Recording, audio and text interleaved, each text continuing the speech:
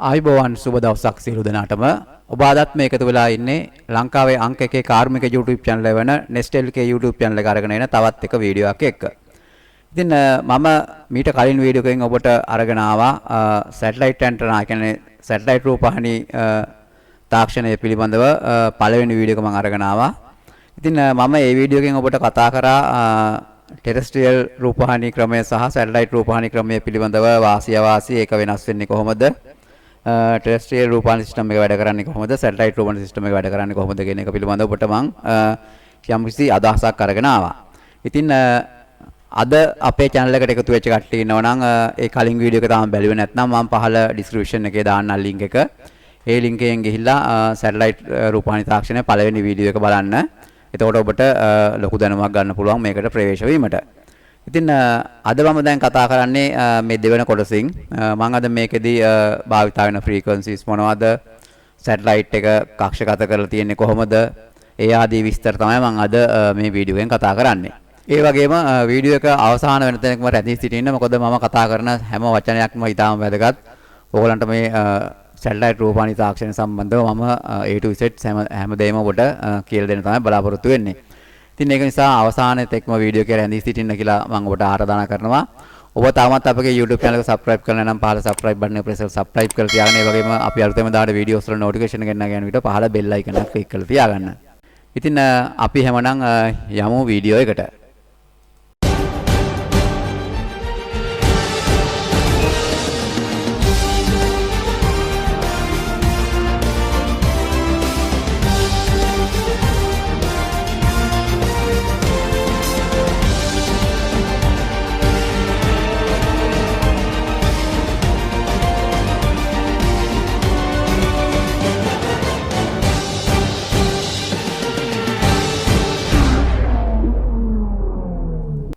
ඉතින් මේ ස්ලයිඩ් එකෙන් මම ඔයගොල්ලන්ට පෙන්නලා තියෙනවා සාමාන්‍යයෙන් සැටලයිට් එකක ප්‍රධාන උපාංග ටික. දැන් ඔයගොල්ලන්ට පේනවා මෙතන තියෙනවා රිසීවිං ඇන්ටනා, ඒ වගේම ට්‍රාන්ස්මිටිං ඇන්ටනා. කියන්නේ පෘථුවියේ ඉඳලා සැටලයිට් එකට අපි මයික්‍රෝවේව් වලින් සිග්නල් එක යවනවා. ඒ සිග්නල් එක ගන්න ඇන්ටනා එක තමයි මේ රිසීවිං ඇන්ටනා කියලා තියෙන්නේ. ඒ වගේම ට්‍රාන්ස්මිටිං ඇන්ටනා කියලා තියෙන්නේ සැටලයිට් එකේ ඉඳලා නැවත පෘථුවියට තරංග විකාශනය කරනු ලබන ඇන්ටනා එක. එතකොට ඊට අමතරව මෙතන තියෙනවා සෝලර් පැනල්ස්. ඕගොල්ලෝ දන්නවා සැටලයිට් එකට අවශ්‍ය කරන විදුලිය සැපෙන්නේ මේ සෝලර් පැනල්ස් වලින්. මේ සෝලර් පැනල්ස් වලට අමතරව බැටරිත් භාවිතා වෙනවා. ඊළඟට මෙතන තියෙනවා main body of the satellite include transponders කියලා. මේකේ අන්තර්ගත වෙනවා microwave transmitters. එහෙම නැත්නම් සැටලයිට් ටෙක්නොලොජි එකේදී මේකට කියන්නේ transponder කියලා. ඉදිරියේදී මේ ට්‍රාන්ස්පොන්ඩර් කියන වචනේ අපි භාවිතා වෙනවා. මම කියන්නම් ඒ කොහොමද කියන පිළිබඳව ඉදිරියේදී ඔයගොල්ලන්ට ඉගෙන ගන්න පුළුවන්. ඉතින් මයික්‍රෝවේව් ට්‍රාන්ස්මීටර්ස් කියන ට්‍රාන්ස්මීටර්ස් තමයි මේ ට්‍රාන්ස්පොන්ඩර්ස් කියලා කියන්නේ. එතකොට ඒව භාවිතා වෙන්නේ කොහොමද කියන එක මම ඉදිරියේදී කියන්නම්. ඉතින් මීට අමතරව සැටලයිට් එකට අවශ්‍ය කරන අනිකුත් ඉලෙක්ට්‍රොනික උපාංග ඒ ආදී සියලු දේවල්ම මේකේ අන්තර්ගත වෙනවා. ඉතින් සැටලයිට් එකක සැකැස්ම ගත්තොත් මේ ටික තමයි සාමාන්‍යයෙන් බේසික් මට ඔයගොල්ලන්ට කියලා දෙන්න වෙන්නේ. ඊළඟට මම අනිත් ස්ලයිඩ් එකට යන්නම්. දැන් ඔයගොල්ලන්ට සැටලයිට් එකක සැකැස්ම පිළිබඳව අවබෝධයක් තියෙනවා. ඊට පස්සේ මම අනිත් ස්ලයිඩ් එකට යන්නම්. මේකෙදි මම ඔයගොල්ලන්ට කියන්නේ සැටලයිට් TV ට්‍රාන්ස්මිෂන් වලට භාවිතා කරන ෆ්‍රීකවන්සි රේන්ජ් එක. මේක SHF කියලා කියන්නේ සුපර් හයි ෆ්‍රීකවන්සි කියන එක. මයික්‍රෝවේව් කියලා කියන්නේ මේකම තමයි. right? අපි ගොඩක් වෙලාට මේ සුපර් හයි ෆ්‍රීකවන්සි කියන එක භාවිතා වෙන්නේ නැහැ ව්‍යවහාරයේදී. මයික්‍රෝවේව් කියලානේ අපි කියන්නේ. SHF එහෙම නැත්නම් සුපර් හයි ෆ්‍රීකවන්සි කියන එක. මේකේ ෆ්‍රීකවන්සි රේන්ජ් එක තමයි මෙගාහර්ට්ස් 3000 ඉඳලා මෙගාහර්ට්ස් 30000 දක්වා. එතකොට මේ මයික්‍රෝවේව් එහෙම නැත්නම් සුපර් හයි ෆ්‍රීකවන්සි වලින් අපිට පුළුවන් රටක එක තැනක ඉඳලා ඒ රට තුල ඕනෑම දුරක් විකාශනය කරන්න පුළුවන්. ඒ වගේම තමයි අපිට රටකින් රටකට විකාශනයක් කරන්න පුළුවන් මයික්‍රෝවේව් වලින්. ඒ වගේම තමයි අපිට පෘථුවියේ ඉඳලා වෙනත් ග්‍රහලෝකයකට විකාශන කටයුත්තක් කරන්න පුළුවන් නම් ඒකත් අපිට කරන්න පුළුවන් මේ මයික්‍රෝවේව් වලින්. ඒ වගේම තමයි අපිට ලෝකයේ රටවල් වල කියන්නේ පෘථුවියෙන් තුනෙන් එක ප්‍රදේශයකට කිසිම ගැටලුවක් නැතුව මයික්‍රෝවේව් වලින් අපිට විකාශන කටයුත්තක් කරන්න පුළුවන්. දැන් ඔයගොල්ලෝ කල්පනා කරන ඇති ඇයි පෘථුවියෙන් 3න් 1කට කියලා කියයි. ඒ කියන්නේ ලෝකේ රටවල් සංඛ්‍යාවෙන් අපිට 3න් 1 ප්‍රමාණයකට තමයි මයික්‍රෝවේව් වලින් සැටලයිට් ටෙක්නොලොජි එකකින් අපිට විකාශන කටයුතු කරන්න පුළුවන්. ඒකට හේතුව තමයි මම මේ පල්ලෙහා රූපයෙන් පෙන්නලා තියෙනවා. ඔයගොල්ලන්ට පේනවා මේ Earth. මේ අපි ඉන්න පෘථුවිය තමයි මම මේ Earth කියලා මෙතන සඳහන් කරලා තියෙන්නේ. එතකොට මෙතන මේ තියෙන සැටලයිට් තුනක්. මේ එක සැටලයිට් එකකින් කවර් වෙන්නේ ඔයගොල්ලන්ට පේනවා පෘථුවියෙන් 3න් 1යි.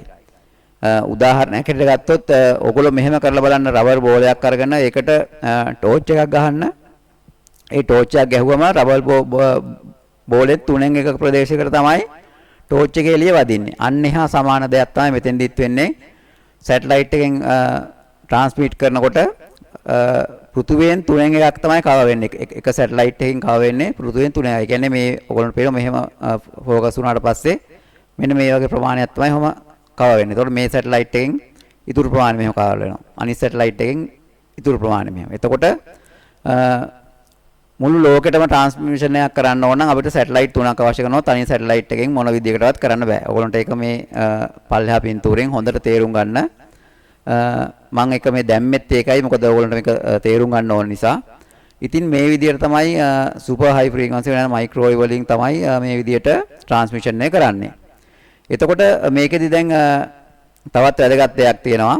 මම ඊළඟ ස්ලයිඩ් එකට යන්නම්. දැන් සැටලයිට් එක කක්ෂගත කරලා තියෙන. එහෙම නැත්නම් සැටලයිට් ඕබිට් එක කියන එක. මේක දැන් කොහොමද කොයිතරම් දුරින්ද තියෙන්නේ? ඒක පිළිබඳව මම දැන් ඔයගොල්ලන්ට මේ ස්ලයිඩ් එකෙන් කතා කරනවා. දැන් ඔබට පේනවා මේ මෙතන මම මැද පෙන්වලා තියෙන අපි ඉන්න පෘථුවිය. ඊට පස්සේ මම මෙතන 320 කිලෝමීටර් ඕබිට් කියලා මේ රතු පාට රවුමක් ලකුණු කරලා තියෙනවා. ඕගොල්ලෝ දන්නවා පෘථුවියේ ඉඳලා කිලෝමීටර් 320ක් යනකම් විතරයි ගුරුත්වාකර්ෂණ බලය තියෙන්නේ. ඒ කියන්නේ පෘථුවියේ ඉඳලා අපි යම් දෙයක් උඩ දැම්මොත් කිලෝමීටර් 320කට වඩා අඩු දුරකරන් දැම්මේ ඒක ආපහු පල්ලෙහාට වැටෙනවා ගුරුත්වාකර්ෂණ බලය නිසා. නමුත් පෘථුවියේ ඉඳලා කිලෝමීටර් 320කට එහාට යමක් ගියොත් මේක ආපහු වැටෙන්නේ නැහැ. මේක පා වෙන්න ගන්නවා. ඉතින් සාමාන්‍යයෙන් කිලෝමීටර් 320ක දුරක් විතරයි ගුරුත්වාකර්ෂණ බලය තියෙන්නේ. ඊට එහායින් අපි දෙයක් තිබුවොත් ඒක පා වෙන්න ගන්නවා. දැන් මම මේ ලකුණු කරලා තියෙන්නේ මේ කිලෝමීටර් 320ක මේ ඕබිට් කියලාගෙන මේ තිනෝ කිලෝමීටර් 320ක් දුරින් මම මේ කක්ෂයක් තමයි මේ ලකුණු කරලා තියෙන්නේ. අපි මේ කක්ෂය තුළ සැටලයිට් එකක් රැඳෙව්වොත් මේ සැටලයිට් එක අපි මේ කිලෝමීටර් 320ක් දුරින් තියෙන කක්ෂයක අපි සැටලයිට් එක ස්ථානගත කරොත් මේ සැටලයිට් එක පෘථුවිය වටේ යන්න පැයකුත් විනාඩි 30ක් යනවා. එහෙම නැත්නම් විනාඩි 90ක් යනවා. මේ පෘථුවිය වටේ එක ගමනක් මේ සැටලයිට් එක ගමන් කරන්න. කියන්නේ විනාඩි 90ක කාලයක් යනවා. මෙහෙම. එතකොට අපිට මේ දුරින් සැටලයිට් එකක් රඳවලා ට්‍රාන්ස්මිෂන් එකක් කරාට අපිට සාර්ථකත්වයක් ගන්න බැහැ. මොකද මේ සැටලයිට් අපි පෘථුවියත් කරකවෙනවා පැය 24ක් යනවා පෘථුවිය එක වටයක් කරකවෙන්න. නමුත් මේ කිලෝමීටර් 320ක් දුරින් අපි සැටලයිට් එකක් රැඳෙවුවොත් ඒක විනාඩි 90ක් තුලදී පෘථිවිය වටේ එක වටයක් ගමන් කරනවා. එතකොට අපිට කිසි විදිහකට ඉවල්ලා මේ සැටලයිට් එකේ එන සිග්නල් එක රිසීව් කරන්න බෑ. මොකද අපි ඉන්න තැනට වෙනස් වෙනවා. මොකද අපිට වඩා වේගෙන් මේ පෘථිවිය කරකැවෙනට වඩා වේගෙන් මේ සැටලයිට් එක ගමන් කරනවා. එතකොට අපිට සිග්නල් එක ගන්න බෑ, රිසීව් කරන්න බෑ. ඉතින් ඔබට දැන් තේරෙනවා ඇති මේ කිලෝමීටර් 320ට වඩා ඈතින් අපි සැටලයිට් එකක් රැඳෙවුවොත් මේ විනාඩි 90ට වඩා වැඩි කාලයක් යනවා ඒ සැටලයිට් එකට පෘථිවිය වටේ එක වටයක් ගමන් කරන්න. එතකොට මෙන්න මේ කිලෝමීටර් 35888ක් දුරින් සැටලයිට් එකක් රැඳෙවුවොත් අපිට මේ පෘථිවිය ගමන් පැය 24ක් යනවා මෙයාට පෘථිවිය වටේ එක වටයක් ගමන් කරන්න. මේ කිලෝමීටර් 35888ක් දුරින් අපි සැටලයිට් එකක් රැඳෙව්වම මේ සැටලයිට් එකට පෘථිවිය වටේ ගමන් කරන්න පැය 24ක් යනවා. එතකොට පෘථිවියත් එක වටයක් කරකවෙන්න පැය 24ක් යනවා. ඉතින් මෙන්න මේ සිද්ධාන්තය මත තමයි සැටලයිට් ඇන්ටනා තාක්ෂණය එහෙම නැත්නම් මේ ට්‍රාන්ස්මිෂන් එක සැටලයිට් ඇන්ටනා ට්‍රාන්ස්මිෂන් එක ක්‍රියාත්මක වෙන්නේ. එතකොට පෘථිවිය කරකවෙනවා එක වටයක් පෘථිවියට එක වටයක් කරකවෙන පැය 24ක් යනවා. මේ සැටලයිට් එකට එක වටයක් අර පෘථුවිය වටේ එක වටයක් කරගෙන පැය 24ක් යනවා. එතකොට පෘථුවිය ගමන් කරන වේගයෙන්ම තමයි මේ සැටලයිට් එකත් ගමන් කරන්නේ. එතකොට එකම ස්ථානයක තියෙනවා වගේ තමයි නිතරම වෙන්නේ. ඒ කියන්නේ පෘථුවිය ගමන් කරන වේගයෙන්ම තමයි සැටලයිට් එකත් ගමන් කරන්නේ. පෘථුවිය ගමන් කරන පැය 24ක් යනවා එක වටයක්. සැටලයිට් එකකට පෘථුවිය වටේ ගමන් කරන්න පැය 24ක් යනවා. මෙන්න මේ දුරින් තිබුවම 35888 කිලෝමීටර් දුරින් තිබුවම. එතකොට අපි පෘථුවිය ඉඳලා බැලුවොත් අපිට නිතරම සැටලයිට් එක අපිට පේන්නේ නැහැ. නමුත් පේනවා නම් අපිට එකම තැන තියෙනවා වගේ තමයි පේන්නේ. මොකද අපේ වේගයටම ඒකත් ගමන් කරන නිසා. ඉතින් මේ સિદ્ધාන්තයෙන් තමයි සැටලයිට් රූපවාහිනී තාක්ෂණය ක්‍රියාත්මක වෙන්නේ. එතකොට අපිට මෙන්න මේ කිලෝමීටර් 320ක තියෙන කක්ෂය, මේ ඕබිට් කියලා කියන කක්ෂය, ඒකෙන් අපිට වැඩක් වෙන්නේ නැහැ. මෙන්න මේ කිලෝමීටර් 35888ක් දුරින් තියෙන ඕබිට් එක නැත්නම් සැටලයිට් ස්ථානගත කරලා තියෙන කක්ෂය තමයි අපිට වැදගත් වෙන්නේ. මෙන්න මේ කක්ෂය තුල තමයි සියලුම සැටලයිට් පිහිටුවල තියෙන්නේ. එතකොට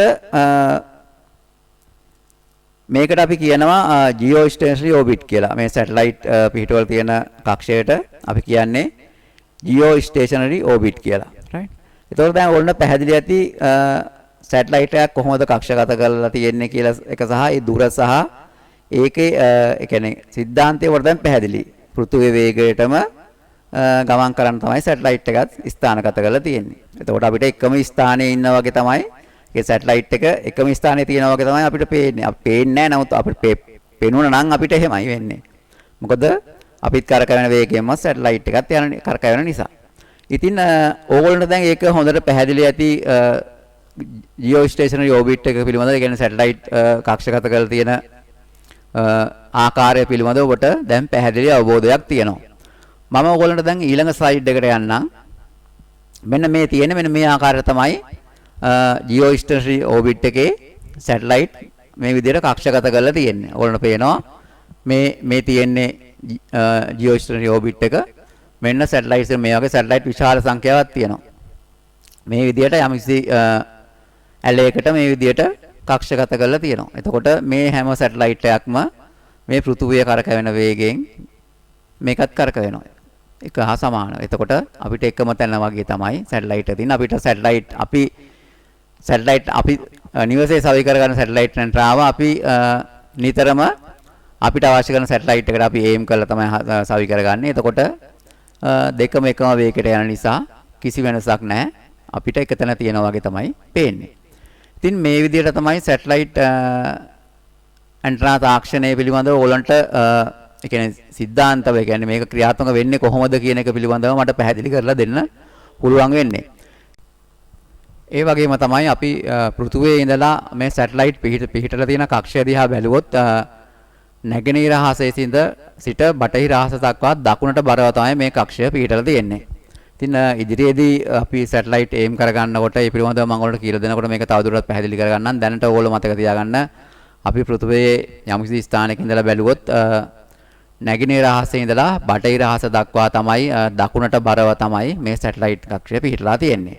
ඉතින් ඒකත් ඔයගොල්ලෝ මතක තියාගන්න. ඉතින් මම ඊළඟ වීඩියෝෙන් කතා කරනවා මීට එහාට ගිහිල්ලා කොහොමද ට්‍රාන්ස්පොන්ඩර්ස් පිළිබඳව ඒ සියලුම තාක්ෂණික කාරණා පිළිබඳව මම ඊළඟ වීඩියෝෙන් කතා කරනවා. ඉතින් අද වීඩියෝ එක පිළිබඳව ඔයගොල්ලන්ට ප්‍රශ්න ගැටලු තියෙනවා නම් පහළ කමෙන්ට් සෙක්ෂන් එකෙන් කමෙන්ට් එකක් හැටියට අහන්න මම ඒවට උත්තර දෙන්නම්. ඉතින් ඒ වගේම ඔබ අද නම් අපේ YouTube channel එකට එකතු වෙන්නේ මේ කලින් වීඩියෝ එක බලන්න අවශ්‍ය කරන link එක මම පහළ description එකේ දාලා තියෙනවා. එතකොට ඔයගොල්ලන්ට ඒකෙන් ගිහිල්ලා පළවෙනි වීඩියෝ එක බලන්න පුළුවන්.